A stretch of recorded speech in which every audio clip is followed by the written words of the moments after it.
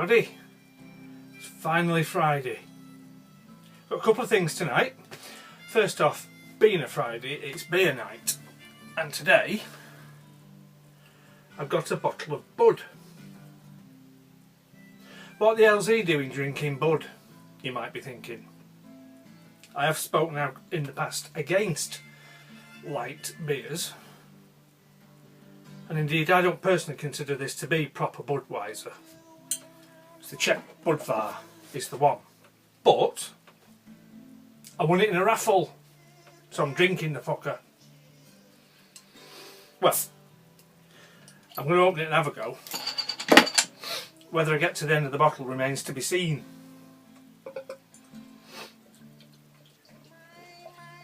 This is quite a big bottle. 500ml seems to be a standard size nowadays for beer bottles, but this I think is 660. Yeah, 660ml. So there's more than enough to fill a pint glass. We'll leave it there for now.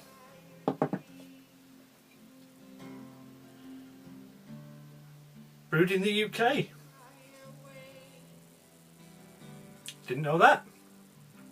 4.8%. So it is decent beer strength.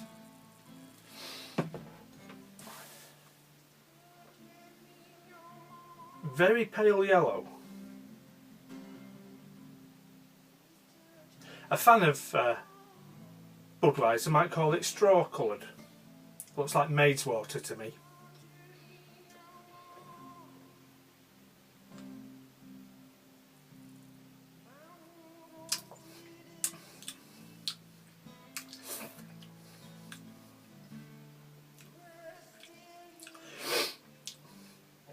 It's been many years since I've drunk this.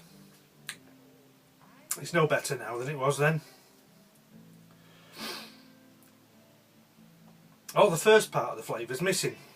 There is a vaguely beery, hoppy aftertaste. But it was free.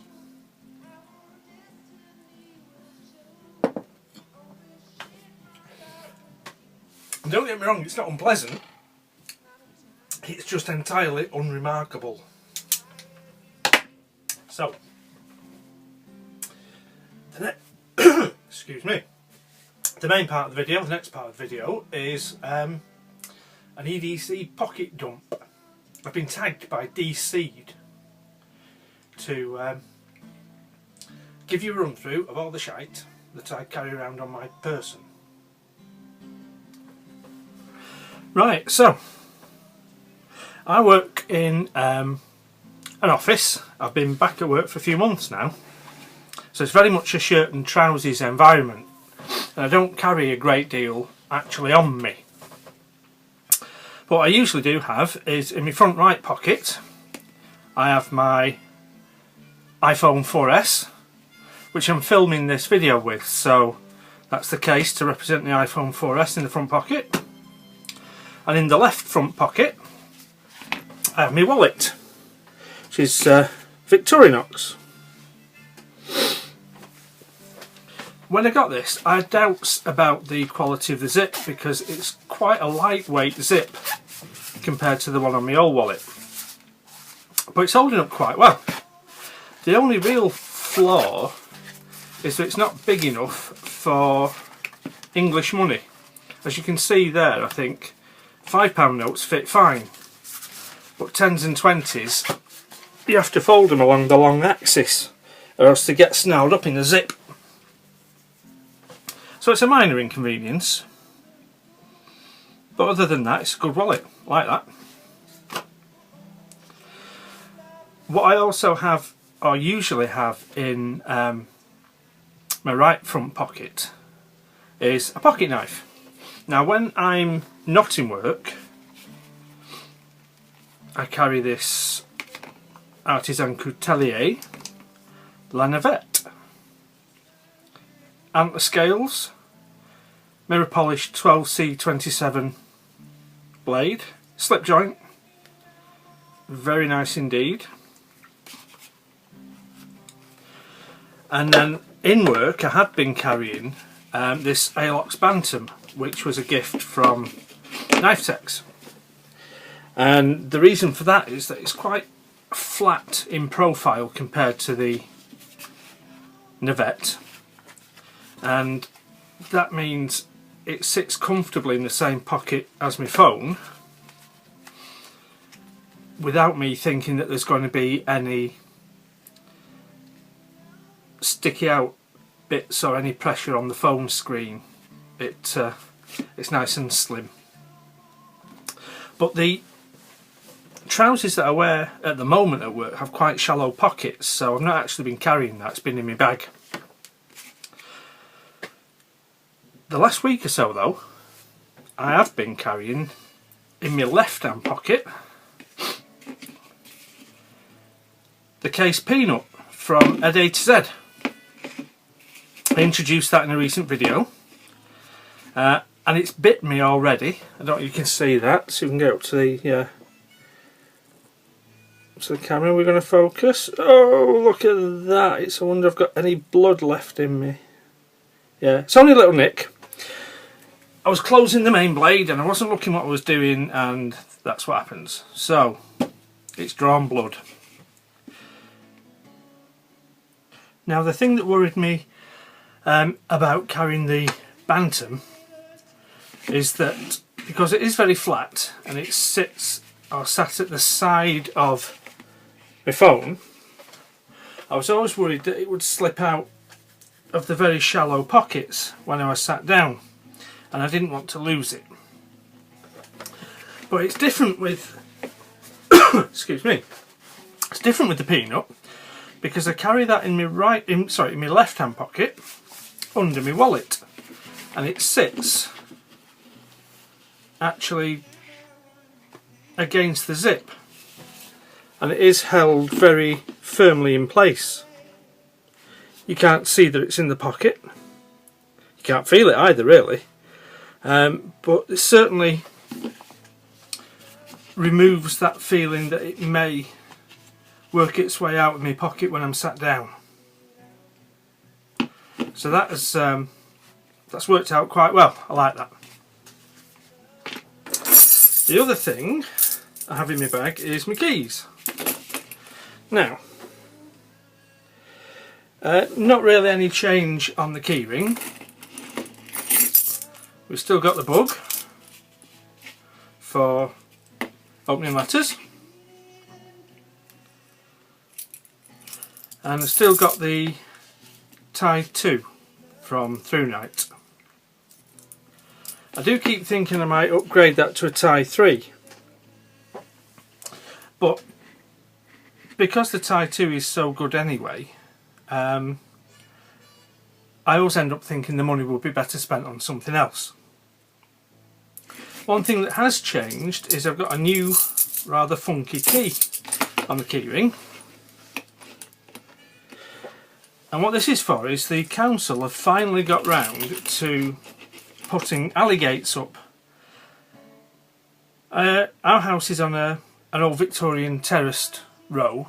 It's a little group of terraced streets, and behind the houses, between the back-to-back rows, there are alleyways, or also known as entries or ginnels, depending where you live, and they're very useful to scroats and scallies who are trying to evade the gentlemen of the constabulary, or generally get up to mischief out of direct view. So I'll show you the gates now.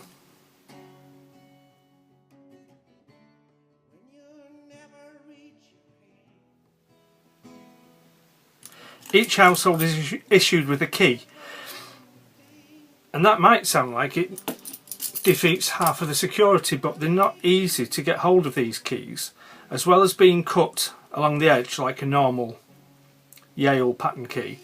They're milled in at the side as well, so they can't be cut on the normal key cutting machines that you would see in an ordinary everyday key cutting shop. So they're really good, I like those. Just going back to the Through Night, the other reason why I don't feel the need immediately to upgrade this is that in my bag, and particularly in the winter, I carry something a little bit beefier. The Jet Beam ST Cycler Pro.